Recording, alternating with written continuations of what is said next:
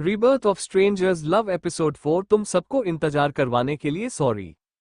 उन सबने हंसते हुए कहा, हम समझ गए। हम लोग एक दूसरे से काफी टाइम से नहीं मिले हैं तो तू लेट हो गया। वो लोग अद्वैत से ज्यादा कृतिका में इंटरेस्टेड थे। हमें अपनी पार्टनर से इंट्रोड्यूस करो। यह मेरी दोस्त है कृतिका, अद्वैत ने कहा। उन तीनों बैठे लड़कों ने एक साथ पूछा, फ्रेंड? सिर्फ फ्रेंड? कृतिका ने मुस्कुरा कर कहा, मैं सर की असिस्टेंट हूं। जब अद्वैत में कृतिका को अपनी आइडेंटिटी एक्सप्लेन करने के लिए इतना बेचैन देखा तो उसकी आंखें थोड़ी डिम हो गई और उसने सबसे कृतिका का इंट्रोडक्शन सबसे करवाते हुए कहा, कृतिका ये सिद्धार्थ सिंघानिया है बेंगलोर से और उसकी वाइफ अनुष्का। और यह अमन मल्होत्रा है मुंबई से और उसकी वाइफ मीरा। और यह ईशान दीक्षित कोलकाता से और उसकी वाइफ इशिका। कृतिका इन लोगों से पहले कभी नहीं मिली थी और उनके नाम से ही पता चलता था कि वह लोग इम्पोर्टेंट है। जो लोग अमीर होते हैं उनके दोस्त भी अमीर और गुड लुकिंग ही होते हैं। बिजनेस वर्ल्ड में अफवाहें हैं कि मित्तल ग्रुप और अमन मल्होत्रा के बीच में दुश्मनी है, लेकिन उनकी बात से ऐसा लग रहा था कि वो लोग पुराने दोस्त हैं। उन लोगों को ग्रिट करने के बाद कृतिका ने अमन को कहते हुए सुना, अद्वैत हम सब अपनी अपनी बीवियों के साथ आए हैं, तुम अपनी असिस्टेंट को क्यों लेकर आए हो? अगर तुम अपनी असिस्टेंट को इतनी प्राइवेट गैदरिंग में लेकर आए हो, क्या तुम्हें दिखाई नहीं देता कि वो कितनी ऑकवर्ड है इस वक्त? अद्वैत ने स्ट्रेट फॉरवर्डली जवाब दिया, मेरे और मेरी वाइफ के रिश्ते ठीक नहीं हैं और हम डिवोर्स लेने वाले हैं, मगर तुम लोगों ने कहा था कि एक फीमेल कंपेनियन होना जरूरी है तो इसलिए मैंने अपनी दोस्त मदद मांगी। यह नहीं सुनते ही सब लोग शॉक हो गए और अमन ने सबके बिहाफ पर पूछा, तुम डिवोर्स ले रहे हो? तुम आखिरी बार स्पेशली पेरिस जाकर 20 मिलियन का नेकलेस लेकर आए थे उसके लिए और तुम डिवोर्स ले रहे हो? अद्वैत का जवाब फिर भी सिंपल था, हमारा रिश्ता ठीक नहीं चल रहा है। वो और ज्यादा कुछ कहना नहीं चाहता था और किसी ने उसकी बात सुनकर आगे पूछा भी नहीं। कृतिका को इतना नर्वस देखकर मीरा ने उसकी मदद करते हुए कहा, कृतिका हम सब एक दूसरे को जानते हैं और दोस्त हैं, तुम्हें इतना नर्वस होने की जरूरत नहीं है, चलो हम चल कुछ खा लेते हैं। कृतिका ऐसे इवेंट पर नर्वस कैसे नहीं होती, मगर फिर भी उसने हाँ में सर हिलाया और बोली, ऑल राइट। आप लोग बात कीजिए, हम कृतिका को अपने साथ लेकर जाते हैं खाना खाने के लिए, मीरा बोली और वह तीनों लड़कियां कृतिका को अपने साथ डाइनिंग एरिया की तरफ ले गई। यहाँ पर ज्यादा लोग नहीं थे मगर खाना बहुत सारा था। कृतिका ने ठीक से लंच नहीं किया था तो उसे सच में भूख लग रही थी। उसने बिना किसी हिचकिचाहट के बहुत सारे स्नैक्स लिए और खाने लगी। उसे बिना फिक्र के खाते देखकर हिना मुस्कुराई और बोली, मुझे बहुत जलन हो रही है तुमसे, तुम कैसे बिना सोचे मीठा इतना खा सकती हो? मीरा ने बस थोड़ा सा फ्रूट और वेजिटेबल्स लिए थे, वो तो स्वीट्स खाना तो दूर सोच भी नहीं सकती थी। अगर तुम जितनी कैलोरीज कंज्यूम करती हो डेली उससे ज्यादा बनकर लो तो तुम्हारा वेट कैसे बढ़ेगा? कृतिका ने उसकी तरफ देखा और अचानक कुछ ऐसा लगा जैसे वो कुछ जानी पहचानी है। थोड़ी देर सोचने के उसे फाइनली याद आया कि वह कौन है, तो उसने कहा, तुम सुपरस्टार मीरा हो ना, राइट? मीरा ने हंसते हुए कहा, अरे वाह, वो तुम तो बिना मेकअप की भी मुझे पहचान गई। हाँ, तुम टीवी से भी ज्यादा असलियत में खूबसूरत दिखती हो। कृतिका मीरा के टीवी शोज की काफी बड़ी फैन थी, वो काफी सुंदर और टैलेंटेड है। कृतिका को याद था कि पब्लिक अभी भी मीरा को सिंगल समझती है और अफवाह ये है कि उसे एक रिच बॉयफ्रेंड मिल गया है। कृतिका को नहीं पता था कि मीरा की ऑलरेडी शादी हो गई है और यहाँ तक कि उसके हस्बैंड की एंटरटेनमेंट कंपनी नंबर 1 पर है।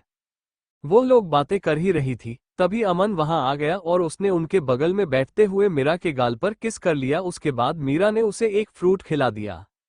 वो लोग एक प्यार सा कपल लग रहे थे। कृतिका ने ये सब पहले कभी नहीं देखा था, इसलिए वो दूसरी तरफ देखने लगी, लेकिन सर घुमाते ही उसकी नजर अद्वैत से मिली। कृतिका ने फिर दूसरी तरफ देखा, लेकिन कहीं भी देखने पर उसे लवी डबी कपल ही दिखाई दे रहे थे, जिसे साफ था कि यह तीनों कपल एक दूसरे से पागलों की तरह प्यार करते हैं। कृतिका फिर से ऑकवर्ड हो गई। इस तरह की कपल पार्टी में उसे एक असिस्टेंट को आना ठीक नहीं था। उसे कोई आइडिया नहीं था कि अद्वैत क्या सोचकर उसे लेकर आया था। उन कपल्स को इस तरह इंटीमेटली बैठकर और बातें करते हुए देख कृतिका काफी ऑकवर्ड फील कर रही थी। वो भले ही शादीशुदा थी मगर उसका अपने हस्बैंड के साथ ऐसा कोई रिश्ता नहीं था। तभी सिद्धार्थ ने मजाक करते हुए कहा, अद्वैत क्या हम सबको देखकर तुम्हें जलन हो रही है? अद्वैत जो अभी तक चुपचाप खाना खा रहा था, जैसे उसे कोई फर्क ना पड़ता हो, वो बोला, शादी सिर्फ एक रस्म होती है या फिर एक दिल जो बच्चों के लिए होती है, मैं क्यों जलने लगा? अमन ने सबसे पहले उसे टोकते हुए कहा, क्या तू अपनी वाइफ के साथ ऐसे ही रहता है? अगर ऐसी बातें ना तो तुम लोगों को जल्दी डिवोर्स लेकर अपना टाइम वेस्ट करने से बचा लेना चाहिए। अद्वैत की बात सुनकर वह तीनों लड़कियां भी हैरान हो गई और तीनों ने एक साथ कृतिका की तरफ देखा और पूछा, मिस श्रीवास्तव आपका क्या मानना है? कृतिका, जो अब तक सबसे छुपने की कोशिश कर रही थी, उसने इस सवाल के बारे में ध्यान से सोचा। उसने कई लोगों को देखा था जो एक साथ रहना नहीं चाहते हैं, डिवोर्स चाहते हैं, मगर अपने बच्चों के लिए मजबूरन एक साथ रहते हैं। ये सब सोचकर कृतिका को अद्वैत की बात सही लगी, लेकिन उसने सबका मूड ना खराब करने के लिए दूसरे तरीके से बात कही। एक आदमी और एक औरत सिर्फ अपनी जरूरत के लिए ही शादी करते हैं, क्योंकि प्यार तो वक्त के साथ धीरे धीरे खत्म हो जाता है। उसकी इस बात से वहां बैठा हर इंसान हैरान हो गए। अमन और बोला, अद्वैत तुम्हारी असिस्टेंट बिल्कुल तुम्हारी तरह सोचती है। सब लोग कृतिका की ओपिनियन से हैरान हो गए थे और सीरियसली उसकी तरफ देख रहे थे। अद्वैत भी उसे देख रहा था, ये सोचकर कि कहीं उसने उसकी बात का मान रखने के लिए तो उसे वैसा ही नहीं कहा। अमन ने बगल में बैठी मीरा को गले लगाते हुए कहा, हनी मैं हमेशा तुम्हारे रहता हूं क्योंकि मैं तुमसे प्यार करता हूं, ना सिर्फ बच्चों के लिए। इन दोनों वियर्डो की बात मत सुनो। मीरा ने उसकी तरफ घूरकर देखा और कहा, अगर तुम नहीं बोलोगे तो कोई नहीं सोचेगा तुम बेवकूफ हो। ये सुनकर अमन पीछे हट गया। तभी मीरा ने कृतिका की तरफ देखते हुए कहा, मिस श्रीवास्तव आपका कोई बॉयफ्रेंड है ना? उसकी टोन में क्यूरियसनेस थी। कृतिका समझ गई कि मीरा क्या कहना चाहती है। उसका मतलब है कि कोई बॉयफ्रेंड ना होने की वजह से और रिलेशनशिप में कोई एक्सपीरियंस ना होने की वजह से वो ऐसा सोचती है। वो बोली, मेरी शादी हो गई है। मीरा हैरान हो गई। उसने और पूछा, क्या तुम्हारे हस्बैंड और तुम्हारा रिलेशन अच्छा है? बुरा भी नहीं है। कृतिका मुस्कुराई, उसको इस टॉपिक पर बात नहीं करनी थी। उसके बाद सब लड़कियां कार्ड खेलने लगी और उनके हस्बैंड साइड में बैठकर देखने लगे। वही कृतिका अकॉर्डली अद्वैत के पीछे बैठी हुई थी। तभी अद्वैत ने उसकी तरफ मुड़कर पूछा, तुम क्यों नहीं खेलती? कृतिका मना करने ही वाली थी, लेकिन अद्वैत बोला, सिर्फ मजे के लिए खेल लो। जी। वो कुछ बोलती उससे पहले अद्वैत बोला, जीतो या हारो कोई फर्क नहीं पड़ता। अब कृतिका के पास खेलने के अलावा और कोई रास्ता नहीं था। वह भी उन लोगों के साथ खेलने लगी और अद्वैत उसे दूर से बैठकर देखने लगा। अमन ने उसे इस तरह देखते हुए पाया तो पूछा, क्या तुम किसी को पसंद करते हो जिसकी वजह से तुम्हारा डिवोर्स हो रहा है? अद्वैत भी उसका मतलब समझ गया और गुस्से में घूरते हुए बोला, तुम मेरे बारे में कुछ भी बोल सकते हो मगर लड़कियों की रेपुटेशन खराब मत करो। अमन बोला, अगर तुम्हें कोई पसंद है तो उसे मना लो, शादी कर लो। गेम पर फोकस करो। All right, all right. वो लोग पूरी दोपहर कार्ड खेलते रहे। सब लोग मजे कर रहे थे। कृतिका के अलावा उसे हर एक मिनट टॉर्चर के बराबर लग रहा। आखिर में अद्वैत कृतिका की वजह से बहुत हार गया। अमन ने खुश होकर कहा, अद्वैत तुम फाइनली हार गए। हमें पता लगाना होगा कि तुम्हें कितना पे करना है। अद्वैत ने धीरे से अपना चश्मा ठीक किया और बोला, क्या चाहिए तुम्हें? अमन ने बिना किसी हिचकिचाहट के कहा, मुझे सीआरटीसी प्रोजेक्ट दे दो। सीआरटीसी प्रोजेक्ट मित्तल ग्रुप का सबसे महंगा प्रोजेक्ट था और उन लोगों ने पहले स्टेज में ही बहुत ज्यादा इन्वेस्ट कर दिया था। कृतिका की वजह से इस वक्त करोड़ों रुपए दांव पर लगे हुए थे, इसलिए वह माफी वाली नजरों से उसकी तरफ देखने लगी। अगर उसे पता होता है कि यह सब होने वाला है तो वह कभी खेलते ही नहीं। मैं तुमसे खेलने के लिए कहा था और मुझे हारने का डर नहीं है। अद्वैत ने कृतिका को शांत कराया और अपना फोन निकालकर किसी को कॉल करके कहा, हम सीआरटीसी प्रोजेक्ट से विड्रॉ कर रहे हैं। अमन ने कहा, हम सबने देखा कि अद्वैत कितनी दयालु है। लेट हो रहा है, डिनर करते हैं। डिनर के बाद मुझे वाइफ के साथ लेट नाइट स्नैक्स भी खाने हैं। अमन की इस बात का मतलब कृतिका को समझ नहीं आया। उसे इस बात का मतलब काफी बाद में पता चला। यह एक वुडन बिल्डिंग का होटल था और यह अद्वैत का ही था जो हमेशा वह अपने दोस्तों के लिए इस्तेमाल करता था। तो वह तीनों कपल से एक साथ रहे और कृतिका का रूम नंबर 202 और अद्वैत दो नंबर 201 और अमन और मीरा तो रूम नंबर 203 में थे। शहर से काफी दूर होने की वजह से यहाँ पर बहुत ज्यादा शांति थी और टेम्परेचर भी काफी कम था। एक अकेले रूम में रहने से कृतिका को डर भी लग रहा था। वो अविका और क्रिश को फोन करने ही वाली थी, तभी अचानक उसे बगल वाले रूम से कुछ अजीब सी आवाज सुनाई देने लगी। कृतिका ने हाथों से अपने कान बंद कर लिया, मगर वो आवाज अभी भी सुनाई दे रही थी। 10 मिनट बीत गए, आधा घंटा बीत गया, उससे भी ज्यादा वक्त भी बीत गया, तब जाकर आवाज फाइनली बंद हुई। तो कृतिका ने सोचा कि वह अब शांति से सो पाएगी, लेकिन ठीक 10 मिनट बाद फिर से अजीब सी आवाजें उसी रूम से आने लगी। वो बर्दाश्त नहीं कर पाई और अपना कोट पहनकर बाहर निकल गई। वो इसी वक्त बगीचे में जाकर डालना चाहती थी, तब तक जब तक दूसरे वाले रूम के कपल का खत्म नहीं हो जाता। लेकिन उसने उम्मीद नहीं की थी कि जैसे ही वो अपने रूम से बाहर निकलेगी, रूम नंबर 201 के सामने अद्वैत उसे शांति से स्मोकिंग करता हुआ दिखाई देगा। कृतिका ने अद्वैत को नोटिस किया और अद्वैत ने भी उसे देखा। दोनों ही रूम नंबर 203 से आने वाली आवाज से डिस्टर्ब थे। कृतिका इस वक्त उम्मीद कर रही थी कि वह गायब हो जाती है, लेकिन अद्भुत को कोई फर्क नहीं पड़ा था। वो बिल्कुल शांत था। उसने ऐसे नाटक करने का सोचा जिसे उसने उसे देखा ही नहीं और दूसरी तरफ जाने की सोचने लगी। मगर अद्वैत ने उसे रोकते हुए पूछा, क्या अमन और उसकी वाइफ की वजह से तुम भी नहीं सो पाए? सर, क्या बेस्ट नहीं होता कि हम नाटक करते कि हमने एक दूसरे को देखा ही नहीं? आप इतनी शांति से ऐसा सवाल कैसे पूछ सकते हैं? क्या आप एक नॉर्मल इंसान हैं? कृतिका अपने मन ही मन बोली। अद्वैत को कोई अंदाजा नहीं था कि कृतिका कितना ऑकवर्ड फील कर रही है, इसलिए उसने उसकी तरफ आते हुए पूछा, अब जब तुम सो नहीं पा रही हो तो ड्रिंक के लिए मुझे बाहर तक ज्वाइन करो।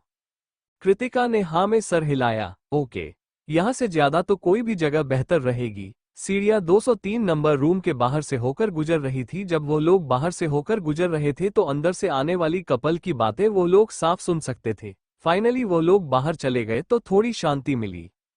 कृतिका को अब समझ में आया कि अद्वैत के साथ ड्रिंक करने वाला फैसला थोड़ा गलत था। तभी अद्वैत बोला, अगर तुम ड्रिंक नहीं करना चाहती तो ओके, हम वॉक के लिए साथ चल सकते हैं। क्या आप दिमाग पढ़ सकते हैं? वो इतनी आसानी से उसके दिमाग में क्या चल रहा है कैसे पता लगा सकता है? अद्वैत ने मुस्कुरा कर कहा, तुम्हारा चेहरा देखो, उससे साफ पता चल रहा है कि तुम मेरे साथ ड्रिंक पर नहीं चलना चाहती। कृतिका ने अपना चेहरा छुआ। कृतिका, आई एम सॉरी, अद्वैत ने डिप आवाज में कहा। सर, आप मुझसे माफी क्यों मांग रहे हैं? अद्वैत आगे बोला, ये तीनों ही मेरे कॉलेज क्लासमेट हैं और हम एक साथ बिजनेस भी करते हैं, इसलिए हम काफी नजदीकी दोस्त हैं। हमने इस पार्टी के बारे में तब डिसाइड किया था जब मैं इस देश में वापस नहीं लौटा था। हम सब में डिसाइड किया था कि हम अपनी अपनी वाइफ के साथ आएंगे और मेरी शादी में कुछ प्रॉब्लम की वजह से मैं बिना सोचे समझे और बिना ये सोचे कि तुम कितनी ऑकवर्ड फील करोगी तुम्हें यहाँ ले आया। वो काफी ऑकवर्ड सिचुएशन थी, मगर कृतिका ने कंप्लेंट नहीं की और कहा, मैं आपकी असिस्टेंट हूँ, मुझे इसी बात के तो पैसे मिलते हैं, आप जो कहेंगे वो करना मेरा काम है, आपको माफी मांगने की जरूरत नहीं है। ये सुनते ही अद्वैत दूसरी तरफ देखने लगा और उसकी आंखों में जो जेंटलनेस थी वो तुरंत गायब हो गई। मेरे साथ चलो। गार्डन में बहुत सारे खूबसूरत फूल थे और उनके खुशबू रात को हवा में फैली हुई थी। वह दोनों चुपचाप चल रहे थे। कृतिका ने कई बार चुप्पी तोड़ने के लिए कुछ कहने की कोशिश की, मगर आखिर में वो कुछ नहीं बोली। डिंग डोंग, कृतिका के फोन पर फोन आया। वो क्रिश था। कृतिका ने उठाया तो दूसरी तरफ से क्रिश चिल्लाते हुए बोला, कहाँ हो तुम? क्या तुम आज घर नहीं आने वाली हो? मेरी गलती है, मुझे तुम लोगों को पहले बता देना चाहिए था, मगर मैं आज कुछ काम में फंस गई हूँ। अद्वैत दूसरी तरफ की बातें नहीं सुन सकता था, मगर वो कृतिका को देख रहा था दूसरे तरफ वाले इंसान को समझाते हुए। क्या उसकी शादी इतनी भी खुशनुमा नहीं है जितना उसने सोचा था? कृतिका ने थोड़ी देर उनसे बात की तो क्रिश और अविका फाइनल मान गए और कॉल कट होने के बाद कृतिका ने अद्वैत को देखा, जिसकी आंखों में एक कोल्ड और मर्डरस इंटेंशन था। उसने अपनी पॉकेट से सिगरेट निकाली और उसे जलाते हुए कहा, क्या वो इंसान हमेशा तुमसे इतनी बुरी तरह बात करता है? कृतिका ने ना में सर हिलाकर कहा, नॉट रियली, यह एक तरीका है जिससे हम एक दूसरे का कम्युनिकेट करते हैं। हम जितना एक दूसरे को अच्छे से जानते हैं उतना हम उनसे इंसान पर हक समझ लेते हैं और पॉलिटनेस गायब हो जाती है। हम उसी इंसान के साथ ज्यादा पोलाइट होते हैं जिनके साथ हमारा रिश्ता उतना करीबी नहीं होता। पोलाइट तब होते हैं जब रिश्ता ठीक नहीं होता। वैसे जैसे वो उसे ट्रीट करती है, कितनी भी परेशान होने पर वो उसे मुस्कुरा कर ही मिलती है। ये सब रियलाइज करके अद्वैत और चिढ़ गया और उसने पूछा, कैसे मिले थे तुम लोग? अद्वैत ने नाम नहीं लिया, मगर कृतिका समझ गई, इसलिए उसने कहा, हम एक ब्लाइंड डेट के थ्रू मिले थे। Blind date? अद्वैत ने सोचा कि उसकी शादी भी एक ब्लाइंड डेट से ही शुरू हुई थी। अगर चीजें गलत नहीं होती तो उसकी शादी भी ठीक ही होती। आजकल लड़के और लड़कियां काम में बिजी होते हैं, इसलिए डेटिंग का टाइम किसके पास है? ब्लाइंड डेट फास्टेड और डायरेक्ट तरीका है शादी करने का। वो लोग खुशी खुशी बात कर रहे थे, इसलिए कृतिका कुछ वक्त ये भूल गई थी कि अद्वैत उसका बॉस है और उसने बोल्डली उसकी पर्सनल लाइफ के बारे में पूछा। सर, आप अपनी वाइफ से कैसे मिले थे? वो उसे लड़की का नाम नहीं लेना चाहता था, लेकिन जब कृतिका ने पूछा तो उसने आंसर दिया, मैं भी उससे एक ब्लाइंड डेट के थ्रू ही मिला था। आप तो इतने सुपर्ब हैं, फिर भी आपको इसकी जरूरत पड़ी? कृतिका ने पूछा। तब जाकर यह रिलायंस हुआ कि वह एक्सेप्शन है, इसलिए शायद उसे ब्लाइंड डेट की जरूरत पड़ी होगी। अमीर परिवारों में रिश्ते भी बिजनेस के फायदे के लिए होते हैं। उदास मत होइए सर, मेरी दादी माँ ने एक बार मुझसे कहा था, दो लोग अलग इसलिए होते हैं क्योंकि उनकी किस्मत में एक साथ रहना नहीं लिखा होता है, अगर उनके साथ होना लिखा है तो वह एक साथ ही रहेंगे। रियली? अद्वैत ने सिगरेट का एक पफ लिया और उसका नाम लेकर सीरियसली बोला, कृतिका, हमेशा याद रखना जो मैंने तुमसे कहा है। कृतिका ने पूछा, क्या कहा था सर आपने? अद्वैत ने अपनी सिगरेट नीचे की और उसकी तरफ देखते हुए कहा, काम हो या फिर लाइफ, कभी मत भूलना कि तुम मेरी असिस्टेंट हो। कोई तुम्हें परेशान नहीं कर सकता, तुम्हें नित्या और बजाज परिवार से परेशान होने की जरूरत नहीं है। ये सुनकर कृतिका को अपने दिल में एक अजीब सी फीलिंग महसूस हुई, जिसे वह डिस्क्राइब नहीं कर सकती थी, एक मीठा एहसास। जब तक तुम मेरे साथ काम कर रही हो, तब तक मित्तल ग्रुप हमेशा तुम्हें प्रोटेक्ट करेगा। अद्वैत की आवाज अभी भी धीमी और पावरफुल थी, समझ में आया? समझ गई सर, थैंक यू। कृतिका ने यह बात अच्छे से याद कर ली और उसे समझ में आ गया कि क्यों लंच के वक्त अद्वैत इतने गुस्से में था, क्योंकि उसने नित्या की सारी बातें सुन ली थी। अद्वैत ने उसकी तरफ देखा और उसके बालों को छूने के लिए अपना हाथ आगे बढ़ाया, मगर कुछ सोचकर अपना हाथ पीछे खींच लिया और अपना गला साफ करते हुए बोला, लेते हो गया है, जाओ आराम करो। कृतिका ने अद्वैत को गुड नाइट कहा और वहां से जाने लगी, लेकिन तभी उसे अचानक थोड़ी दूरी पर एक लड़की के रोने की आवाज आई। ये जंगली एरिया था और रात का अंधेरा, हवाएं तेज चल रही थी और फिर लड़की की रोने की आवाज, सब कुछ एक टिपिकल हॉरर मूवी का सीन लग रहा था। कृतिका काफी डर गई, वो दौड़कर वहां से भाग नहीं वाली थी, लेकिन क्यूरियोसिटी के चलते उसने आवाज की दिशा में एक बार देख लिया। थोड़ी ही दूरी पर एक लड़की पेड़ के नीचे बैठी हुई थी और हल्की रोशनी से उसका चेहरा दिखाई दे रहा था। कृतिका को याद था कि यह अनुष्का है, सिद्धार्थ की वाइफ, जिसके चेहरे पर दोपहर के लंच के दौरान काफी प्यारी मुस्कुराहट थी। वो आधी रात को यहाँ बैठकर रो क्यों रही है? और उसका हस्बैंड कहाँ है? रोना बंद करो, आंसू बेकार है। अंधेरे में से सिद्धार्थ की डिप आवाज सुनाई दी। वो थोड़ी सी दूरी पर था, मगर अंधेरी की वजह से कृतिका उसे देख नहीं पा रही थी। उसकी टोन उसके वाइफ से बात करते हुए इतनी ठंड थी जैसे वो अजनबी हो। वो उस सिद्धार्थ से बिल्कुल अलग था जिसे कृतिका ने शाम के वक्त देखा था। अनुष्का ने अपने आंसू पहुंचे और सारी हिम्मत इकट्ठा करके कहा, सिद्धार्थ चलो डिवोर्स लेते हैं। डिवोर्स? सिद्धार्थ कोल्डली हंसा और उसने अनुष्का का चेहरा पकड़कर ऊपर उठाया और आंखों में देखते हुए बोला, अनुष्का, क्या तुम्हें सब मुझे सचमुच लगता है कि शादी को कब खत्म करना है या फिर नहीं करना है, इसमें तुम्हारा कोई हक है? तुम मेरी हो गई थी तभी से, जब तुमने वो स्कीम इस्तेमाल करके मुझसे शादी की थी। कैसा आदमी है? कृतिका ने मन ही मन कहा और गहरी सांस छोड़कर वहां से चली गई। शाम के वक्त उनके प्यारे रिलेशनशिप को देखकर एक पल के लिए कृतिका को उनसे जलन हुई थी, लेकिन किसे पता था कि अकेले में वो लोग डिवोर्स की बात कर रहे हैं। इतने लोगों को अगर डाइवोर्स लेना होता है तो शादी क्यों करते हैं? कृतिका अपने रूम में वापस आ गए। उस पूरी रात वह अच्छे से सो नहीं पाई, जिसकी वजह से वह तकरीबन 10 बजे अगली सुबह उठी और तब भी उसकी आंखों के नीचे बड़े से डार्क सर्कल्स थे।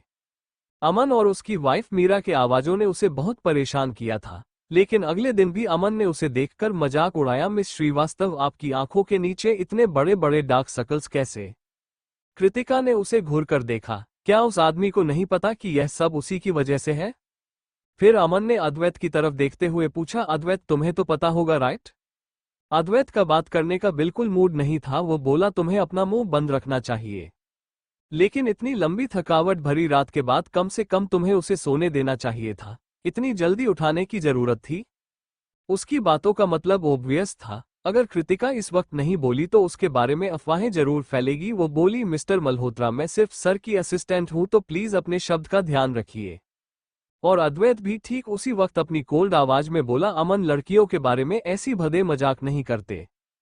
तो तुम दोनों वो नहीं हो जो मैंने सोचा था। अमन को अभी भी भरोसा नहीं हो रहा था कि उन दोनों के बीच में कुछ नहीं है। अगर अभी नहीं है तो फ्यूचर में जरूर होगा। उसने कभी भी अद्वैत को किसी लड़की को 3 सेकंड से ज्यादा देखते हुए नहीं पाया था। वह हमेशा ही लड़की से दूर भागता था, लेकिन जब भी अद्वैत कृतिका की तरफ देखता तो उसकी आंखें बहुत ही जेंटल होती। शायद उसे अपनी फीलिंग्स का एहसास नहीं हुआ है अभी तक। अमन ने माफी मांगते हुए कहा, Miss Srivastava, I am very sorry. Kritika अब उससे बिल्कुल बात नहीं करना चाहती थी। मीरा ने उसे साइड में खींचते हुए कहा, कृतिका, मैं उसकी तरफ से माफी मांग रही हूँ। अमन अनजान लोगों से मजाक नहीं करता है, उसने तुम्हारे साथ मजाक किया क्योंकि तुम अद्वैत के साथ आई थी। उसने यह अंदाजा लगा लिया कि तुम दोनों कपल हो। इट्स ओके, इस पार्टी में उसका आना ही गलती थी, उसमें और किसी की गलती नहीं थी। अगर उसे पता होता कि इस तरह के प्राइवेट फ्रेंड पार्टी में अद्वैत उसे लेकर आ रहा है तो वो उस ट्रिपल सैलरी के बावजूद भी उसे मना कर देती। मीरा ने जल्दी से अपना फोन निकाला और बोली, कृतिका क्या मैं तुम्हें व्हाट्सएप पर ऐड कर सकती हूँ? मुझे तुम्हारा दोस्त बनना है। कृतिका को भी मीरा बहुत पसंद थी। मीरा ने जल्दी से कृतिका को ग्रुप चैट में ऐड कर लिया जिसमें अनुष्का और इशिका पहले से थे। मीरा बोली, अभी से यह हमारा चारों का सीक्रेट बेस है, हम उन अनोइंग आदमियों को इन बारे में पता नहीं चलने देंगे। अनुष्का समझ गई, इशिका समझ गई, कृतिका चुप रही। वही अमन अद्वैत से बात कर रहा था। अद्वैत, हम इतने अच्छे दोस्त हैं तो मुझे सच बता सकते हो, क्या तुम्हारे मन में कृतिका को लेकर कोई और ख्याल है? अद्वैत ने अपनी एक सिगरेट जलाई और उसका पाफ लेते हुए कहा, वो ऑलरेडी शादीशुदा है। अमन ने उसका कंधा थपथपाया और हंसते हुए कहा, तो क्या फर्क पड़ता है, वह शादीशुदा है तो? अगर तुम मुझसे सच में पसंद करते हो तो कुछ भी पॉसिबल है। उसकी सोच बिल्कुल शिवम की तरह थी। अद्वैत आगे कुछ नहीं बोला और बस चुपचाप बैठकर अमन की बातों के बारे में सोचने लगा। क्या ऐसा हो सकता है? वापस जाते वक्त कृतिका कुछ नहीं बोली। अद्वैत कई बार बोलने की कोशिश करता मगर आखिर में कुछ नहीं बोल पाया और दोनों चुपचाप वापस पहुंच गए। कृतिका ने उसे एक बस स्टॉप पर उतारने के लिए कहा, लेकिन जैसे ही उसने अपनी सीट बेल्ट खोली अद्वैत बोला, I am sorry Kritika. Kritika, sir कोई बात नहीं है, लेकिन प्लीज अगली बार ऐसी पार्टी में मुझे मत लेकर जाएगा जहां सिर्फ आपके दोस्त हो। ओके। अद्वैत की आंखें थोड़ी सी नीचे हो गई। कल मिलते, बाय बोलने के बाद कृतिका बिना इंतजार किया वहां से निकल गई। अद्वैत उसे अपनी आंखों के सामने जाता हुआ देखता रहा और फिर वहां से गाड़ी लेकर चला गया। खाना खाने के बाद अविका ने उसकी तरफ झुककर सुनते हुए कहा, कृति सच बताओ, क्या तुम्हारा बॉस तुम्हें लाइक करता है? कृतिका ने उसे घूरा और बोली, क्या तुम मेरे और सर के बारे में अफवाहें फैला रही हो? उनके एक्सपीरियंस के सामने उन्होंने हर तरह की लड़कियां देखी होगी तो वह मुझे इंटरेस्ट क्यों लेंगे? ये सुनते ही अविका और क्रिश दोनों डिफेंसिव से होकर बोले, हमारी कृति अमेजिंग है और कई सारे लड़के तुम्हें अपना बनाने के सपने देखते हैं, तो तुम्हारा बॉस क्यों नहीं तुम्हें लाइक करेगा? उन दोनों की बात से हैरान होकर कृतिका ने हंसते हुए कहा, तुम लोग ना बिना बात के मेरी तारीफ करते रहते हो, क्या तुम लोग मुझे चने के झाड़ पर चढ़ा रहे हो? अविका ने जवाब दिया, तुम कितनी औसम हो, क्या हम तुम्हें थोड़ा सा कम्प्लीमेंट भी नहीं कर सकते?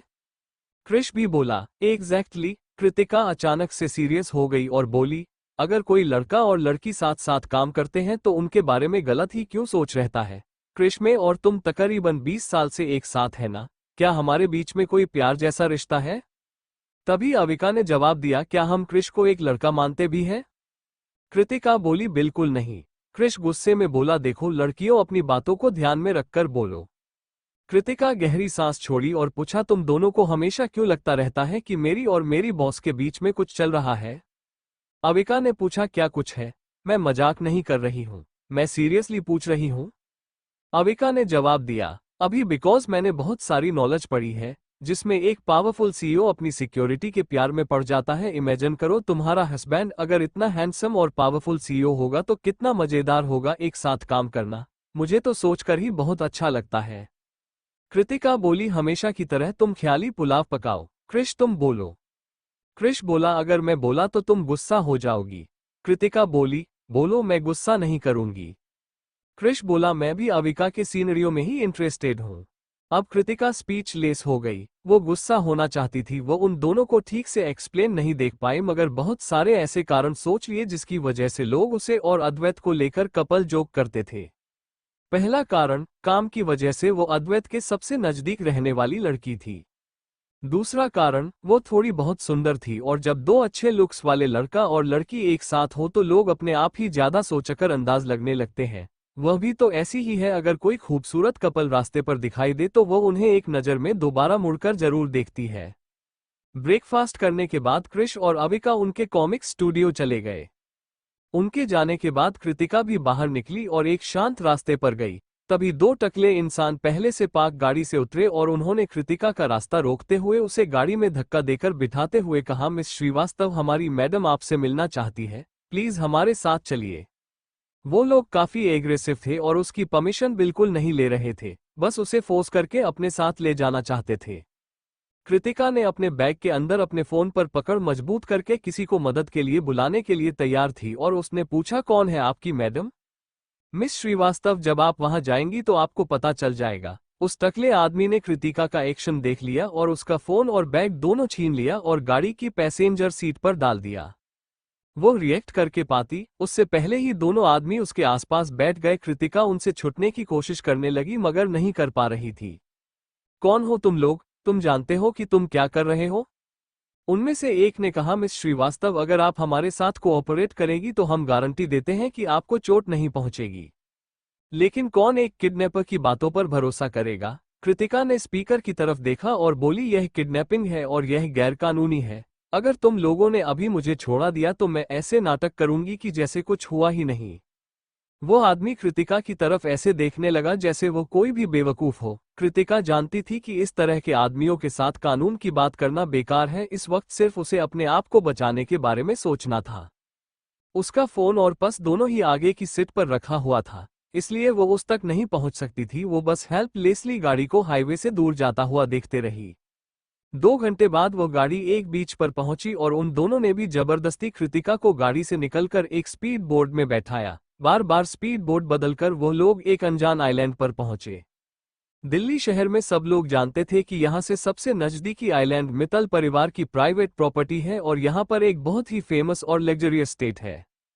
काफी ट्विस्ट और टर्न लेने के बाद वो दोनों टकले आदमी कृतिका को एक छोटी सी बिल्डिंग के अंदर ले गए। एक साइड से वो बिल्डिंग और एक बड़ी लॉन दिखाई दे सकता था जो एक छोटे से क्लिफ पर था और उसके बाद चारों तरफ पूरा अनंत समुद्र। उस बड़े से लॉन में एक टेंट लगा हुआ था जिसके अंदर एक बड़ी कुर्सी रखी हुई थी और एक औरत उसके अंदर बैठकर चाय पी रही थी।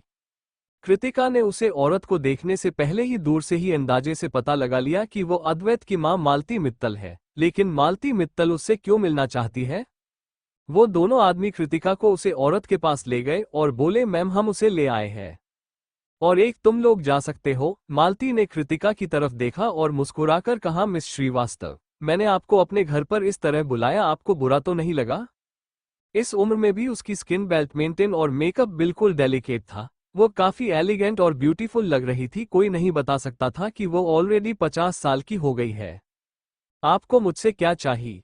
एक कृतिका को जरूर इस तरह यहाँ आने का गुस्सा आया था, मगर वह कर क्या सकती थी? कुछ अमीर लोग ये सोचते हैं कि उनके पास पैसा हो तो वो कुछ भी कर सकते हैं। कृतिका को पूरा भरोसा था कि अगर उसने इस वक्त शांति से काम नहीं लिया और सामने बैठी औरत को गुस्सा दिलाया तो वह उसे समुद्र में भी फेंक सकती है। मालती ने मुस्कुराकर कहा, मिस श्रीवास्तव प्लीज बैठिए। मालती मित्तल मुस्कुरा रही थी मगर उसकी आंखों में कोई मुस्कुराहट नहीं थी। कृतिका को अब यहाँ और नहीं रहना था, इसलिए वो बोली, मिसेज मित्तल प्लीज बताइए कि आपको क्या चाहिए? मालती मित्तल ने खाली चेयर पर इशारा करते हुए कहा, बैठ जाओ, पहले चाय पी लो, फिर हम धीरे धीरे बात करेंगे। कृतिका ने देखा कि उसके पास बैठने के अलावा और कोई रास्ता नहीं था, मगर उसने चाय नहीं ली। तुम्हें डर है कि मैंने इसमें जहर मिलाया होगा? मालती की आवाज काफी शांत थी। मिस श्रीवास्तव, क्या मैं आपको इतनी बुरी इंसान लगती हूँ? कृतिका ने गुस्से में कहा, अगर आप इतनी बुरी इंसान नहीं है तो मुझे यहाँ जबरदस्ती किडनैप करके नहीं लाया जाता। इन बातों ने मालती को बिल्कुल गुस्सा नहीं दिलाया और वह बोली, मैं बस अपने बेटे अद्वैत के बारे में आपके थॉट सुनना चाहती थी। आपको क्या लगता है वो किस तरह के इंसान है और क्या कोई लड़की उसे पसंद करती है? कृतिका को भरोसा नहीं हो रहा था कि मालती मित्तल ने उससे सिर्फ इस सवाल को पूछने के लिए यहाँ किडनैप करके बुलवाया था। उसने अपने दिमाग चलाना शुरू किया तो सिर्फ उसे एक ही पॉसिबिलिटी नजर आई, शायद मालती मित्तल भी यही सोचती है कि उसके मन में अद्वैत को लेकर कोई गलत ख्याल है। ये सोचकर उसने शांति से जवाब दिया, प्रेसिडेंट सर दिल्ली शहर के मोस्ट एलिजिबल बैचलर है। बहुत सारी सिंगल लड़कियां उनसे शादी करना चाहती हैं। ऐसे कैसे हो सकता है कि कोई ऐसी लड़की हो जो उन्हें पसंद ना करती हो? क्या तुम्हारे मन में भी उसके लिए फीलिंग है? क्या तुम भी उसकी वाइफ करना चाहती हो? मालती मित्तल ने मुस्कुरा कर देखा जैसे वह काफी प्यारी हो और बोली, तो तुम मुझे सच बता सकती हो? अगर तुम्हारे मन में उसके लिए कोई फीलिंग से है तो मैं तो हम दोनों की शादी करने में मदद करूंगी, हम फैमिली बन सकते हैं। कृतिका इस तरह की सोसाइटी में कोई नई नहीं थी। वह जानती थी यह एक जाल है और उसके अलावा उसके मन में कभी अद्वैत से शादी करने का ख्याल नहीं आया था। मिसेज मित्तल, में सर की असिस्टेंट हूँ। हमारा इंटरेक्शन हमेशा काम को लेकर ही होता है और प्रोफेशनल रिलेशनशिप के अलावा मेरे मन में उनके लिए कोई फीलिंग्स नहीं है। वो बहुत शांति से बोली। तुम्हारा मतलब क्या है? प्रोफेशनल रिलेशन के अलावा तुम्हारा कोई फीलिंग नहीं है? मालती मित्तल ने गहरी सांस छोड़कर कहा, प्यार दुनिया की सबसे वंडरफुल चीज है और अनकंट्रोलेबल इमोशन है। तुम उसे डिस्क्राइब कैसे कर सकती हो कि प्रोफेशनल रिलेशन क्या है और पर्सनल क्या है? कृतिका को समझ नहीं आया कि वो कैसे समझाए कि उसके मन में अद्वैत के लिए कोई फीलिंग्स नहीं है। अब इसलिए कृतिका के पास फिर से अपने हस्बैंड का नाम लेने के अलावा और कोई रास्ता नहीं था। वो बोली, मिसेज मित्तल, मैं ऑलरेडी शादीशुदा हूँ और मैं अपने हस्बैंड से बहुत प्यार करती हूँ। क्या तुम अपने हस्बैंड से इतना प्यार करती हो? क्या तुम्हें अपनी बातों पर भरोसा है? मालती मल्होत्रा ने मुस्कुराकर शक करते हुए पूछा, पिछले शुक्रवार को तुमने अपने हस्बैंड की डिवोर्स पेपर पर साइन किया और पूरी रात अद्वैत के घर पर रही और शनिवार के दिन तुम अद्वैत के साथ उसके दोस्तों की पार्टी में गई और काफी अच्छा वक्त बिताया और तुम अपने हस्बैंड से बहुत प्यार करती हो, राइट? इन बातों से कृतिका और शॉक हो गई और उसने पूछा, आप मुझ पर नजर रख रही थी? मालती ने मुस्कुरा कर कहा, मैं तुम पर नजर नहीं रख रही थी। मैं तुझे तुम्हारे बारे में सब कुछ पता है, यहाँ तक ये भी कि जब तुम 18 साल की थी तो तुमने कैसे अपने पड़ोसी के हस्बैंड को सीडीयूज किया था। मालती ने ये बातें बहुत ही कैजुअली कहीं, जो कृतिका के दिल पर खंजर की तरह वार कर रही थी और उन घाव को कुरेद रही थी जिन पर सालों की धूल पड़ चुकी थी। उसने अपनी मुठिया कसली और अपने दर्द को बर्दाश्त करते हुए उसने कहा, मिसेज मित्तल, आप मुझसे क्या चाहती हैं? मालती मित्तल ने अपनी मुस्कुराहट बरकरार रखते हुए कहा, जल्दी रिजाइन करो और अद्वैत को छोड़ दो, दिल्ली से चली जाओ और कभी वापस मत आना। सॉरी आपको डिसपॉइंट करने के लिए, लेकिन ना मैं अपनी नौकरी छोड़ूंगी और नहीं दिल्ली से जाऊंगी, कृतिका ने सख्त आवाज में कहा। मालती बोली, कृतिका, तुम बदसूरत नहीं हो, मगर इस दुनिया में तुमसे भी खूबसूरत कई लड़कियां हैं। क्या तुम श्योर हो कि अद्वैत तुम्हें प्यार करेगा? कृतिका ने जवाब दिया, उनसे प्यार करना मेरी नौकरी नहीं है। मालती खड़ी हुई और कृतिका की कुर्सी का चक्कर लगाते हुए उसे ऊपर से नीचे तक देखते हुए बोली, मैं तुम्हें दो ऑप्शन देती हूँ। अभी के अभी दिल्ली छोड़कर चली जाओ, वरना बाद में जो होगा वो पछताने वाला होगा। ये सुनकर कृतिका का चेहरा एक पल के लिए पिला पड़ा, जिसे देखकर मालती ने डेविल स्माइल के साथ कहा, कृतिका, तुम बहुत ही समझदार लड़की हो। तुम्हें पता है ना कि तुम्हें क्या चुनना है? उसने काफी महंगे कपड़े पहने हुए थे और उसकी आवाज में अथॉरिटी थी, जैसे वो एक पल में कृतिका को बर्बाद कर देगी। कृतिका भी जानती थी कि वो औरत ऐसा कर सकती है। उसने कुछ गलत नहीं किया किसी के भी साथ, क्यों लोग हमेशा उसे ही टारगेट करते हैं। वो इस बार हार नहीं मानने वाली थी, उसे इस बार इस तूफान का सामना डटकर करना होगा, क्योंकि उसके पास वापस जाने के लिए कोई जगह नहीं है। कृतिका की आंखों में वो डिटर्मिनेशन देखकर मालती मित्तल फिर से उसके घाव कुरेदते हुए बोली, तुम जानती हो ना कि तुम्हें अपना घर उज्जैन कैसे छोड़ना पड़ा था? कृतिका कभी इस बात को नहीं भूल सकती थी और वह इंसिडेंट उसे याद दिलाता था कि कभी कॉम्प्रोमाइज मत करना। वह बोली, मैंने ऑलरेडी कह दिया है कि मैं रिजाइन नहीं करूंगी और ना ही दिल्ली शहर से जाऊंगी। मिसेज मित्तल, अगर आप मुझे हट करना चाहती हैं तो आगे बढ़िए, मैं आपसे आखिर तक लड़ूंगी। इतना कहकर कृतिका जाने के लिए खड़ी हुई, लेकिन उसने 2 कदम आगे बढ़ाए ही थे कि उन आदमियों ने उसका रास्ता रोक लिया। ये देखकर कृतिका ने मालती मित्तल से कोल्डली कहा, मिसेज मित्तल, आपके पास बहुत पावर है। क्या सर को इस बारे में पता है? क्या वह बर्दाश्त कर पाएंगे कि आप उनके आसपास के लोगों को इस तरह परेशान कर रही हैं? मैं असिस्टेंट हूं उनकी, आपको पता है ना कि मुझे हट करना मतलब उनके प्राइड को हट करना होगा। तुम अपने आप को ओवरस्टिमेट कर रही हो। क्या तुम्हें लगता है कि मेरा बेटा मेरे खिलाफ जाएगा तुम्हारे जैसी छोटी सी असिस्टेंट के लिए? मालती मित्तल की टोन बिल्कुल नहीं बदली, मगर कृतिका ने उसकी आंखों में हल्का डर नोटिस किया। मिसेज मित्तल, आपको पता होना चाहिए कि सर कैसे हैं, और उसके अलावा आपको डर किस चीज का है? आप मेरी जैसी छोटी सी असिस्टेंट के साथ ऐसे बिहेव क्यों कर रही हैं? कृतिका नहीं जानती थी कि उसकी बातों ने मालती मित्तल के दिल पर वार कर रही है। उसे ऐसा लग रहा था कि मालती मित्तल के उसे यहाँ बुलाने का कारण और बड़ा था। उसे अद्वैत ने उसे कल बताया था कि अगर वो उसके साथ काम कर रही है और सही है तो वो उसका सपोर्ट करेगा, इसलिए उसे किसी का डर नहीं था।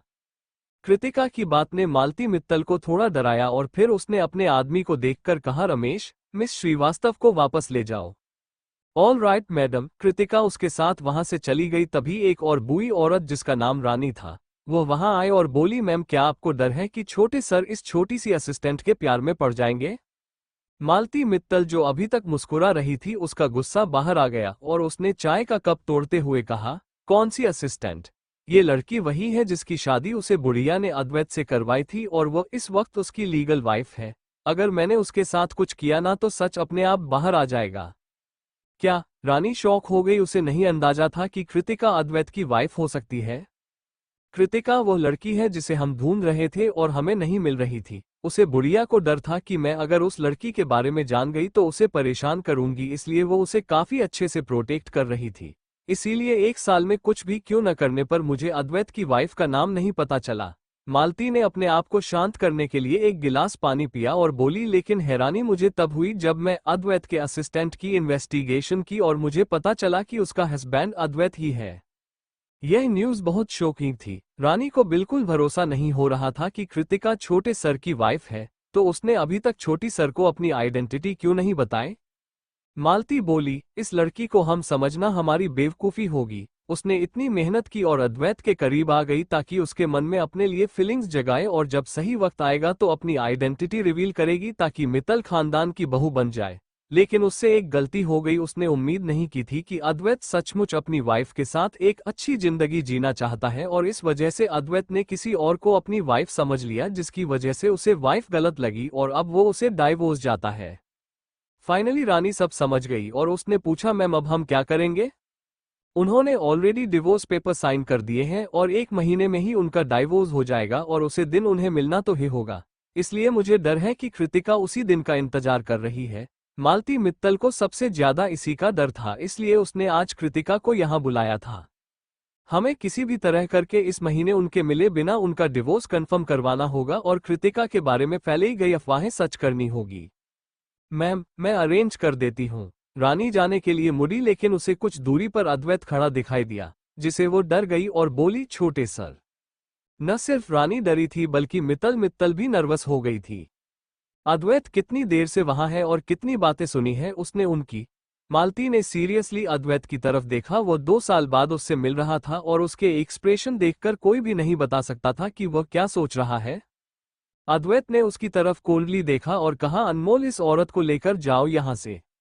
आप नहीं सुधरेंगे। अद्वैत ने कोल्डली मालती मित्तल की तरफ देखा जैसे वो कोई अजनबी हो। कोई नहीं बता सकता था कि वो दोनों माँ बेटे हैं। वही मालती मित्तल तो अद्वैत से नजर भी नहीं मिल पा रही थी। उसके सामने खड़ा लड़का उसका बेटा था जिसे उसने खुद जन्म दिया था जब वो छोटा था, तभी उसने उसकी बिल्कुल फिक्र नहीं की और उनका रिश्ता बहुत खराब हो चुका है, जिससे अद्वैत उसे बिल्कुल पसंद नहीं करता। कोई भी उसे बिना गलती के कुछ नहीं कह सकता। खास करके आप। मुझे पता है कि आप इतने सालों में क्या कर दिया आई है, इसलिए अगर आपने फिर से मेरे लोगों को परेशान किया तो मैं आपको बिल्कुल दिखाऊंगा कि मैं क्या कर सकता हूँ। इतना कहकर अद्वैत मुड़ा और वहां से चला गया। यहाँ एक पल भी उसे रुकना गवारा नहीं था। अद्वैत, क्या तुम यहाँ तक सिर्फ इसके आए थे ताकि अपनी असिस्टेंट से दूर रहने के लिए मुझे वार्निंग दे सको? मालती ने अपनी बेटे को टेस्ट करने के लिए पूछा। अद्वैत ने कोई जवाब नहीं दिया, मगर मालती को वो जवाब मिल गया जो उसे चाहिए था। अद्वैत ने उसकी रानी के साथ पूरी बात नहीं सुनी थी। अगर उसे पता होता कि उसकी वाइफ और उसकी असिस्टेंट दोनों एक ही इंसान है तो वैसे नहीं बिहेव करता। शायद उसके मन में अपने असिस्टेंट के लिए कोई फीलिंग्स ना हो। वो बस उसकी मदद करने के लिए यहाँ आया क्योंकि उसके साथ काम करती है वो बिल्कुल उसी की तरह है। भले ही वो अपनी चीजों की परवाह न करे मगर किसी और को देता भी नहीं है। जैसे ही अद्वैत वहां से गया, मालती अपने एरोगेंट पोज में वापस आ गई। वेल, वो समझ गया है कि हम उसकी छोटी सी असिस्टेंट के पीछे पड़े हैं। हिमेश, इस सब को बहुत ही अच्छे से हैंडल करना और हमें इन सब में इन्वॉल्व मत करना। हिमेश ने रिस्पेक्टफुली जवाब दिया, डोंट वरी मैडम, मैं सब कुछ अरेंज कर दूंगा। उसने खुद अपने लिए रास्ता चुना है तो हम उसे बहुत ही बुरी तरह बेइज्जत करके दिल्ली शहर से बाहर निकालेंगे। जब कृतिका वापस शहर लौटी तो लगभग शाम के 4 बज चुके थे। उसे नहीं पता था कि पूरे रास्ते अद्वैत उसे गाड़ी में फॉलो कर रहा था। कृतिका गाड़ी से बाहर आई है, उसने अपने आप को ठीक किया। तभी शिव को अपनी तरफ आता हुआ देखकर मुस्कुरा कर बोली, शिव। शिव ने उसके पास आते हुए ही उसे पूछा, कृतिका, हमने हाल में 9 बजे मिलने का डिसाइड किया था, तुम इस वक्त क्यों आ रही हो? मैं इतनी बार तुम्हें कॉल किया मगर तुमने मेरा फोन भी नहीं उठाया।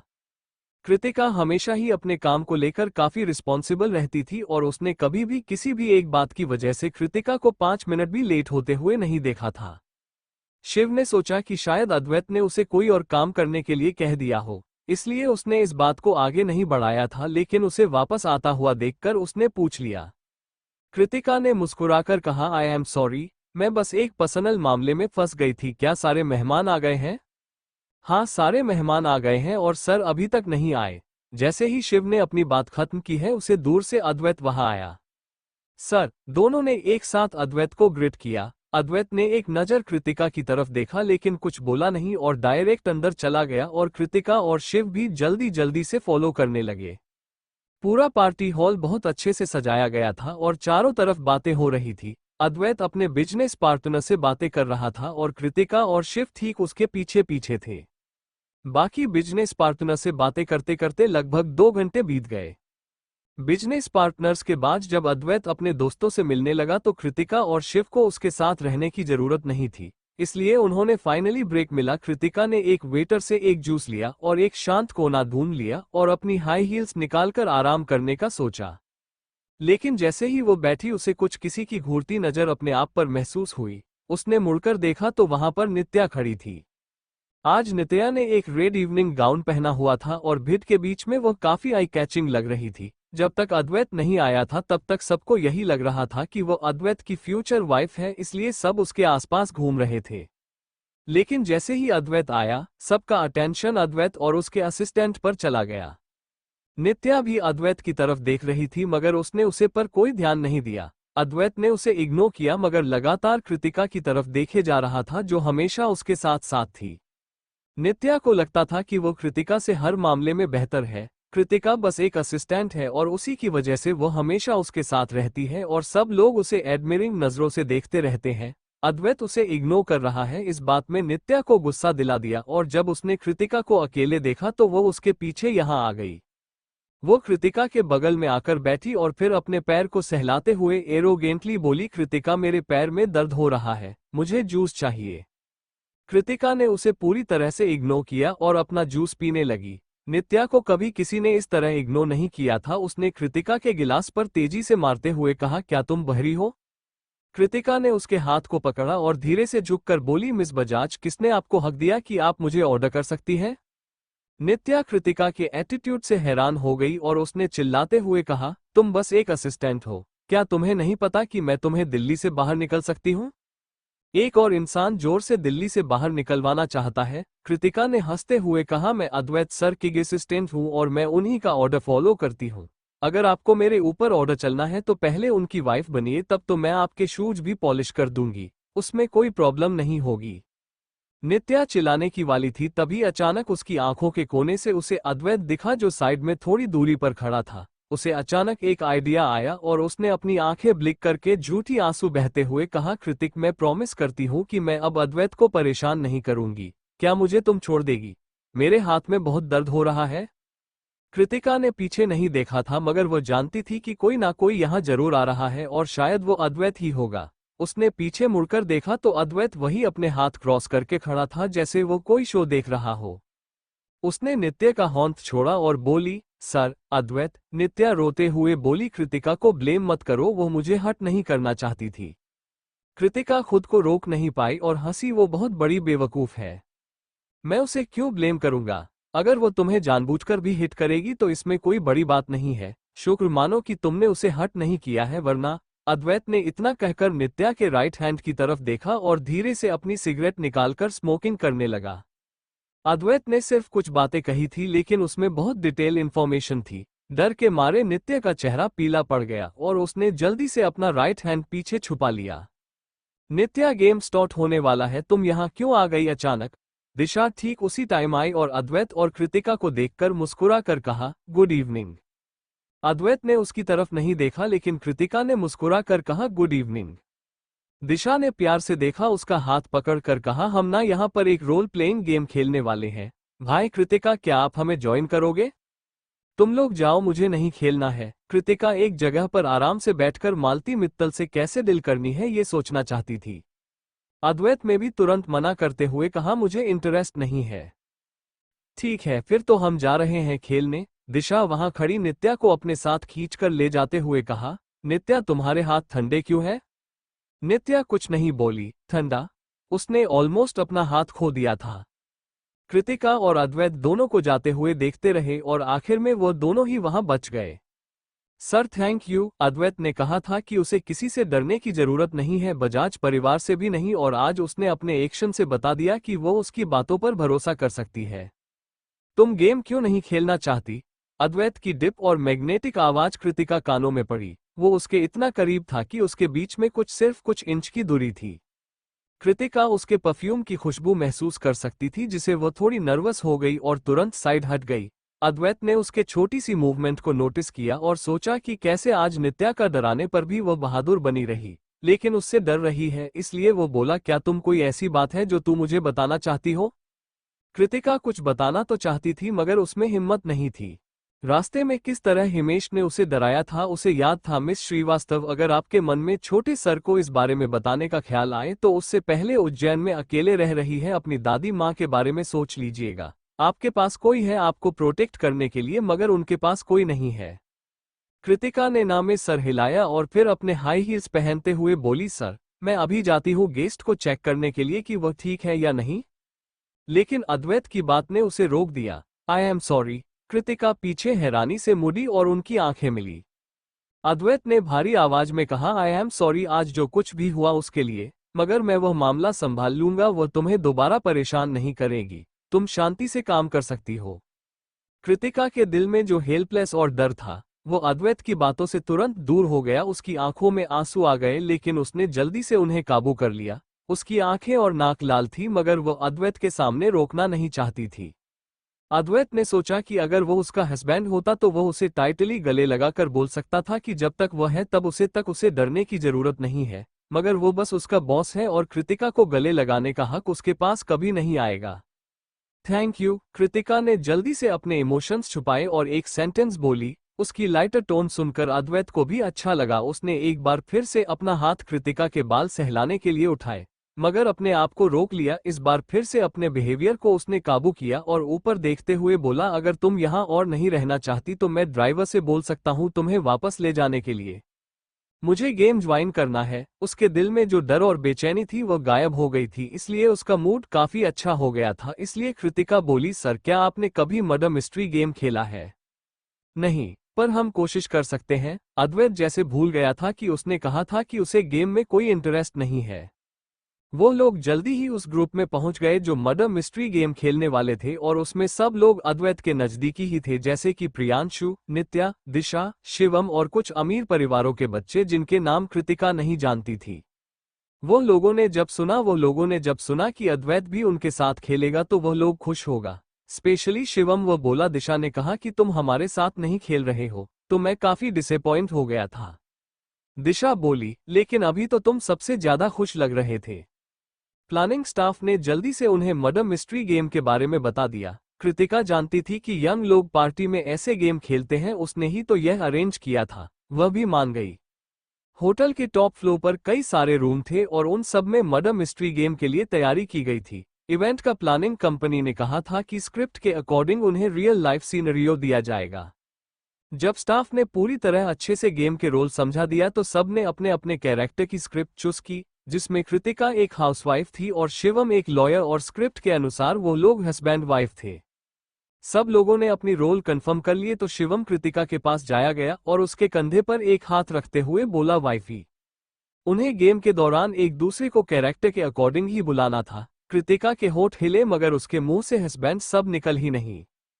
शिवम बोला, वाईफाई चिंता करने की कोई जरूरत नहीं है, जब हम थोड़ी देर बाद अपने रूम में पहुंच जाएंगे तो तुम जितने तेज चाहे और जो चाहो मुझे बुला सकती हो। जैसे ही शिवम ने अपनी बात खत्म की उसे अपने ऊपर किसी की जलती हुई नजर महसूस हुई। उसने सर उठाकर आसपास देखा तो उसे अद्वैत खुद की तरफ खतरनाक नजरों से घूरता हुआ पाया। उसने डेविल स्माइल के साथ कहा, मैं बहुत लकी हूं जो मेरे पास इतनी गॉर्जियस वाइफ है।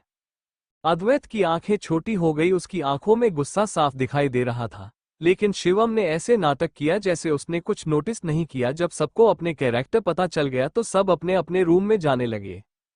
कृतिका भी आगे बढ़ी और जल्दी ही उसे अपना रूम मिल गया। शिवम वहीं रुका हुआ था जानबूझकर, और सबके जाने के बाद उसने अद्वैत से कहा, क्या तुम कृतिका का हस्बैंड बनना चाहोगे? अद्वैत ने जवाब दिया, वो मेरी असिस्टेंट है।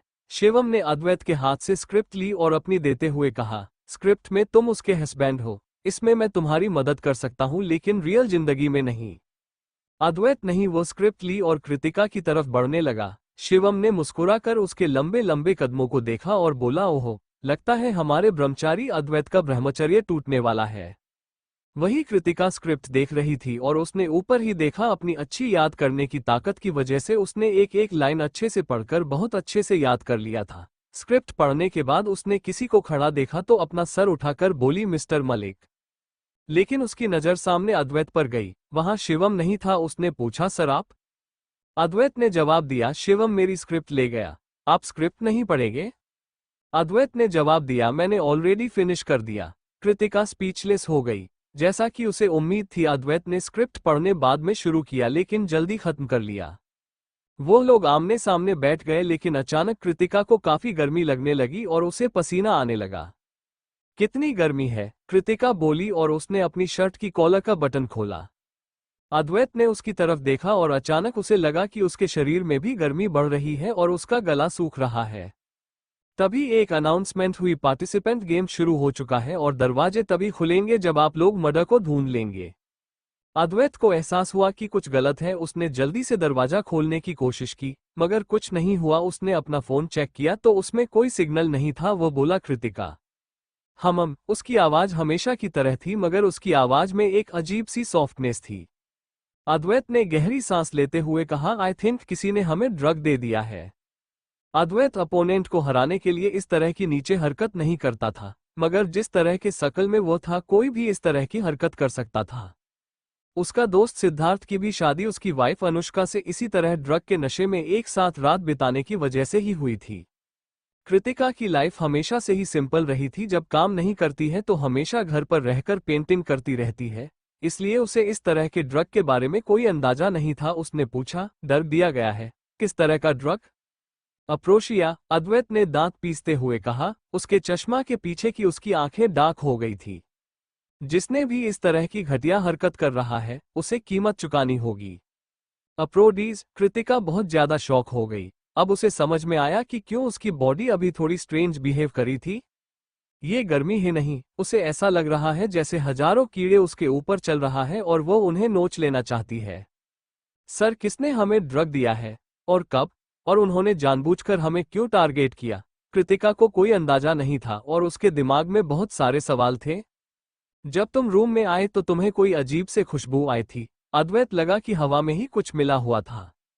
हाँ, मुझे एक अजीब से खुशबू आई मगर मुझे लगा ये रूम फ्रेशनर है, कृतिका बोली और उसे फाइनली कुछ रियलाइज हुआ और उसने आगे कहा, सर अगर ऐसी बात है तो ये सेंट तो हमारे रूम में आने से पहले थी। क्या ऐसा हो सकता है कि जिस इंसान ने ये ड्रग्स फैलाए हो वह आपको और मुझे टारगेट ना कर रहा हो? ये ड्रग इस रूम में पहले से था जो ओरिजिनल उसके और शिवम के लिए अरेंज किया गया था। अगर शिवम ने अद्वैत का साथ रोल बदल नहीं होता गेम स्टार्ट होने से ठीक पहले तो वो इस रूम में आया होता। अगर ड्रग की वजह से उसका या शिवम का कंट्रोल छूट गया था तो कोई ना कोई जरूर एक्सीडेंटली सब देख लेता और न्यूज़ फैल जाती है और उसकी रिपीटेशन खराब हो जाती, जिसकी वजह से उसे बहुत ही बेइज्जत होकर दिल्ली से जाना पड़ता है। कृतिका ने अंदाजा लगा लिया कि यह मालती मित्तल का काम है। वो डरावनी औरत है, इन सब के पीछे मास्टरमाइंड है। मालती मित्तल के बारे में सोचते ही कृतिका अद्वैत से थोड़ी दूर हो गई और डर से उसकी तरफ देखने लगी। तुम्हें मुझ पर शक है? उसकी डरी हुई आंखें अद्वैत के दिल पर चाकू की तरह वार कर रही थी, जिससे उसने और कोल्ड आवाज में कहा, क्या तुम्हें लगता है कि मैं किसी लड़की को पाने के लिए इतना डेस्परेट हूं कि ऐसी घटिया हरकत इस्तेमाल करूंगा?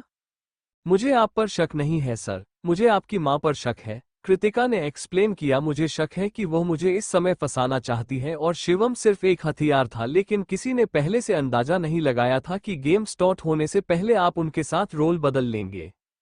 यह कोई तो फर्क नहीं है। अद्वैत बहुत अच्छे से अपनी मां को जानता था। अगर मालती मित्तल ने कुछ कहा है तो वह जरूर कर सकती है। आज यहाँ पर 10 से ज्यादा लोग इस गेम को खेल रहे थे, जिसमें 5 आदमी और 5 लड़कियां थी। प्रियांशु बजाज परिवार का हेड था और बजाज परिवार हमेशा से ही मालती के करीब रहा है, इसलिए वो तो उसे टारगेट नहीं कर सकती और बाकी 2 लड़के डरपोक है जो अद्वैत का असिस्टेंट के साथ कुछ करने के लिए तैयार नहीं होंगे। शिवम मलिक परिवार का बेटा है मगर उसकी प्रॉपर्टी में कोई हिस्सेदारी नहीं है और इतने सालों की खराब रेपुटेशन की वजह से सबको वो एक टिपिकल प्लेबॉय लगता है जो किसी भी लड़की के साथ सो सकता है, इसलिए मालती मित्तल ने उसे चुनाव अगर शिवम ने अद्वैत के साथ रोल नहीं बदले होते तो वो इस रूम में होता और अब तक। अद्वैत इसके आगे सोच भी नहीं पाया। एक अजीब सा गुस्सा उसके अंदर फूटने लगा, मगर फिर भी उसने सॉफ्ट आवाज में कहा, चिंता मत करो, मैं तुम्हारे साथ इनजस्टिस नहीं होने दूंगा। ओके। कृतिका थैंक यू बोलना चाहती थी, मगर उसे चक्कर आ रहे थे। वो ड्रग उसके अंदर की हिम्मत खत्म कर रहा था। अद्वैत भी सेम सिचुएशन में था, एस्पेशली उसकी गहरी आंखें जिस वक्त लाल हो गई थी। एक सेकंड के लिए उसके दिमाग में भी गलत ख्याल आया, लेकिन अपने अच्छे सेल्फ कंट्रोल की वजह से उसने खुद को कंट्रोल किया हुआ था। वही कृतिका ड्रग के नशे में आकर अपने कपड़े हटाने शुरू किया, जिसे देखते ही अद्वैत तुरंत उसके पास गया और उसने उसका हाथ पकड़कर कहा, कार्तिक मेरी बात सुनो। लेकिन वो अपनी बात खत्म कर पाता था उससे पहले ही उसके ही होश खत्म होने लगे। उसके हाथ कितने सॉफ्टवेयर स्मूथ थे जो उसके बड़े बड़े हाथों में पूरी तरह से समा गए थे। वो बस उसके हाथों को थोड़ी देर और पकड़ना चाहता था, लेकिन वो एक इंसान था, कोई जानवर नहीं। वो कभी किसी इंसान का फायदा नहीं उठा सकता। अद्वैत ने उसका हाथ छोड़ा और कुछ कदम पीछे लेते हुए कहा, कृतिका अभी दरवाजा बंद है, हम थोड़ी देर के लिए बाहर नहीं जा सकते। बस थोड़ी देर और इंतजार कर लो, डॉक्टर ज्योति जल्दी यहाँ जाएगी और हम ठीक हो जाएंगे। और जब डॉक्टर ज्योति की आने तक हमारे साथ कुछ गलत ना हो, इसलिए मैं तुमसे बहुत दूर दूसरे कोने में बैठूंगा और तुम दूसरे कोने में, और हमें दूसरे की तरफ नहीं देखेंगे। कृतिका अभी थोड़ी होश में थी, इसलिए उसने हाँ में सर हिलाकर कहा, ओके। अद्वैत ने कहा है कि डॉक्टर ज्योति के आते ही सब ठीक हो जाएगा, तो वो उस पर भरोसा करेगी। अद्वैत ने बहुत मुश्किल से कृतिका से अपनी नजर हटाई और रूम के एक कोने में जाकर दीवार की तरफ मुंह करके बैठ गया। उसमें इतनी हिम्मत नहीं थी कि वो कृतिका की तरफ दोबारा देखें, क्योंकि वह जानता था कि एक बार उसकी तरफ दोबारा देखने पर वो अपने होश खो बैठेगा। वही कृतिका भी एक कोने में जाकर पीठ करके बैठ गई, क्योंकि उसे भी डर था कि वो कुछ गलत कर देगी। जब जब उसका दिमाग कंफ्यूज हो जाता है और उसे लगता कि उसकी इस अंदर बगती बेचैनी को कंट्रोल करने का तरीका इसी रूम में है, वो अपने नाखूनों से अपने हाथ को तेजी से स्क्रैच करती ताकि उसके दर्द से वो होश में रहे। जल्दी ही उसके पूरे हाथ पर कई सारे नाखून के निशान थे जहां से खून बहाने लगा था। कृतिका को नहीं पता था कि इंतजार कर पाएगी या फिर नहीं, मगर वो अपनी कोशिश कर रही थी। वही रमेश जल्दी जल्दी पैनिक में मालती मित्तल के पास पहुंचा, मैम कुछ गलत हो गया। क्यों परेशान हो तुम? मालती मित्तल ने जल्दी से वो टैबलेट लिया और जैसे ही उसकी नज़र वीडियो में अद्वैत पर पड़ी, वो गुस्से में चिल्लाते हुए बोली, अद्वैत क्यों है यहाँ पर? रमेश ने अपना पसीना पोंछते हुए कहा, शिवम सर और छोटे सर ने आखिरी टाइम पर रोल बदल लिए। सब बंद करो, जल्दी चलो एयरपोर्ट। उसे आइलैंड पर एक प्राइवेट एयरपोर्ट भी था। मालती मित्तल तुरंत एयरपोर्ट के लिए निकल गई। रास्ते भर उसके हाथ में वो टैबलेट था और उन दोनों के ऊपर उनकी नज़र थी। वो अपने बेटे के सेल्फ कंट्रोल को बहुत अच्छे से जानती थी। अगर उसे किसी लड़की ने इंटरेस्ट नहीं है तो कोई भी चीज़ उसे उसके करीब जाने के लिए मजबूर नहीं कर सकती, और उसके अलावा कृतिका अपनी रेपुटेशन बचाने के लिए जरूर अद्वैत उससे दूरी बनाए रखेंगी। मगर वो बहुत खूबसूरत है, जो सबसे बड़ा खतरा था, और जब तक वो इस खतरे को हटा नहीं देती वो आराम नहीं कर सकती थी। अगली बार वो इसी तरह जल्दबाजी में कोई कदम नहीं उठाएगी। कृतिका और अद्वैत को नहीं पता था कि कितना टाइम बीत गया। ऐसा लग रहा था जैसे सालों बीत गए हो, लेकिन डोर अचानक फाइनली खुला और अनमोल दौड़ते हुए अंदर आया, प्रेसिडेंट कर। उसके पीछे डॉक्टर ज्योति भी आए। पहले कृतिका को चेक करो। अद्वैत की आवाज हार्श थी, जैसे उसने पानी ना पिया हो। डॉक्टर ज्योति ने जल्दी से अपनी मेडिकल किट से 2 दवाएं निकाली और देते हुए कहा, पहले से ले लो। डॉक्टर ज्योति उसकी पर्सनल डॉक्टर थी और उनके पास हर तरह की दवाएं होती थी। वो इस तरह के ड्रग्स की भी एंटीडोट अपने साथ रखती थी, क्योंकि बिजनेस वर्ल्ड में इस तरह की नीचे हरकत कई लोग अद्वैत के साथ करने की कोशिश करते थे। उसके बाद वो कृतिका के पास गई तो उसके हाथ पर वह नाखूनों के निशान देकर शॉक हो गई और उन्होंने पूछा, कृतिका तुम अपने साथ ऐसा कैसे कर सकती हो? डॉक्टर ज्योति आप फाइनली आ गई, कृतिका मुस्कुरा कर कहा, और डॉक्टर ज्योति की बाहों में बेहोश हो गई। वो लोग नहीं जानते थे कि कृतिका के लिए अपनी रेपुटेशन बहुत मायने रखती थी। वो फिर से इस गहरी खाई में नहीं गिरना चाहती थी जहां सालों पहले उसे धक्का दे दिया गया था। एक बहुत बुरा सपना देख रही थी जिसमें लोग उस पर इल्जाम लगा रहे थे, उसका मजाक उड़ा रहे थे, उसे मार रहे थे, उसे बेशर्म और चिप कह रहे थे। मैं ऐसी नहीं हूं, वो चिल्ला रही थी, सबके सामने अपनी बेगुनाही के बारे में बता रही थी, मगर कोई उसे पर ध्यान नहीं दे रहा था। अचानक से आसपास का माहौल बदल गया और वो एक पहाड़ के ऊपर खड़ी दिखाई थी जहां पर और कुछ लोग थे और कह रहे थे, जाओ बेशर्म लड़की मर जाओ, और उसे पर पत्थर फेंक जा रहे थे। कृतिका ने कई पत्थरों को डोज किया और आखिर में उसे पहाड़ से गिरकर अपने सपने में एक गहरी खाई में चली गई। कृतिका, तुम सपना देख रही हो? उन इंसल्ट्स के बीच में एक जेंटल फीमेल आवाज सुनाई दी। उसे जेंटल फीमेल आवाज में कृतिका को अपने बुरे सपने से बाहर लाया और उसने बिना आंखें खोले ही धीरे से कहा, मॉम। डॉक्टर ज्योति ने प्यार से उसका सर सहलाकर धीरे से कहा, सिली गर्ल, अगर तुम्हें अपनी मॉम की नहीं याद आ रही है तो छुट्टी लेकर घर चली जाओ, इस तरह अपने आप को परेशान मत करो। डॉक्टर ज्योति आप है? कृतिका ने अपनी आंखें खोली और अपनी वह नकली मुस्कुराहट ले आई। वो ना ही अपने सपने और ना ही अपनी मॉम के बारे में बात करना चाहती थी। कृतिका बात नहीं करना चाहती थी तो डॉक्टर ज्योति ने भी आगे नहीं पूछा। उन्होंने जल्दी से एक दवाई अपने मेडिकल किट से निकाली और उसे देते हुए कहा, तुमने पूरे दिन से कुछ नहीं खाया है, जल्दी से इसे पी लो। कृतिका को बस ये याद था कि वो अद्वैत के साथ एक रूम में बंद हो गई थी और बाकी सब उसे कुछ याद नहीं था। उसने पूछा, क्या मैं इतने लंबे टाइम तक सोई? डॉक्टर ज्योति ने उसे दवाई पीते हुए देखा और उसका फोरहेड रब करके बोली, हाँ, अब तुम्हें कैसे फील हो रहा है? शायद दिन भर ना खाने की वजह से थोड़ी कमजोरी हो रही है, मगर बाकी सब ठीक है तो? कृतिका ने पूछा, सर क्या वो ठीक है? वो बिल्कुल ठीक है, चिंता मत करो। डॉक्टर ज्योति ने उसे शांत कराया, लेकिन मन ही मन सोचा, इस तरह के खराब ड्रग को इन लोगों ने कितनी देर तक कंट्रोल में किए रखा, जरूर कुछ बॉडी पर गलत असर हुआ होगा, खास करके अद्वैत की। मगर अद्वैत ने ये सब कृतिका को बताने से मना किया। जिस इंसान ने उन्हें ड्रग दिया था वो रुथलेस था, जिसने नॉर्मल डोज से 10 गुना ज्यादा इस्तेमाल किया था। जिस डॉक्टर ज्योति की नॉर्मल होममेड दवाई ठीक नहीं कर सकती थी, इसके लिए उन्होंने स्पेशल मेडिटेशन देकर पूरे दिन बेहोशी के इंजेक्शन से सुलाए रखना होगा। लेकिन अद्वैत ने दवाई लेने के बाद कई सारे कोल्ड शॉवर्स लिए और कहा कि वो बहुत बिजी है और पूरे दिन सो नहीं सकता है। उसके पास बहुत सारे लोग हैं उसका काम करने के लिए, वो पूरा एक दिन आराम कर सकता था, मगर वो बहुत जिद्दी है। लेकिन जब अद्वैत ने फिर से डॉक्टर ज्योति को कृतिका के कंडीशन के बारे में पूछा, तब जाकर उन्हें एहसास हुआ कि शायद वो कृतिका का ख्याल रखने के लिए नहीं सोना चाहता। उसे उसकी चिंता है, मगर वह यहाँ आकर उससे मिल नहीं रहा। Thank you for listening. मुझे उम्मीद है आपको ये स्टोरी पसंद आई होगी।